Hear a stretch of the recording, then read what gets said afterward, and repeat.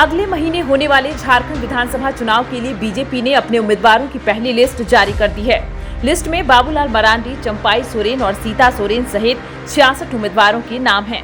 Dhanbad seat से BJP के प्रदेश अध्यक्ष बाबूलाल मरांडी चुनाव लड़ेंगे। सीता सोरेन को जामताड़ा सीट से उम्मीदवार बनाया गया है। शिबू सोरेन की बहू और झारखंड सीएम हेमंत सोरेन की भाभी सीता सोरेन ने लोकसभा चुनाव से ठीक पहले झारखंड मुक्ति मोर्चा से इस्तीफा देकर बीजेपी की सदस्यता ले ली।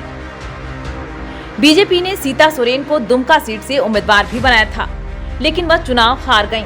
अब वह विधानसभा का चुनाव लड़ेंगी। चंपाई सोरेन सरायकेला से बीजेपी उम्मीदवार हैं।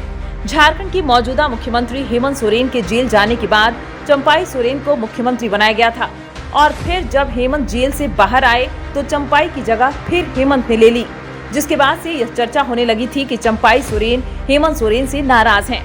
2 महीने पहले चंपाई बीजेपी में शामिल हो गए। पार्टी ने चंपाई सोरेन के पुत्र बाबूलाल सोरेन को भी घाटशिला से उम्मीदवार बनाया है। झारखंड में ट्राइबल वोट बैंक सबसे अहम फैक्टर है और चंपाई सोरेन ट्राइबल के बड़े नेता माने जाते हैं। चंपाई सोरेन झारखंड के कोल्हान इलाके से हैं और इस क्षेत्र में विधानसभा की 14 और लोकसभा की 2 सीटें हैं। चंपाई 7 बार के विधायक हैं और पूर्व सीएम भी हैं।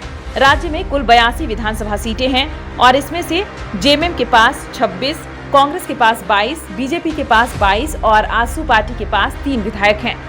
झारखंड में 28 विधानसभा सीटें ट्राइबल्स के लिए आरक्षित हैं। अभी इनमें से दक्षिणी छोटा नागपुर एरिया की 2 सीटों पर ही बीजेपी का कब्जा है।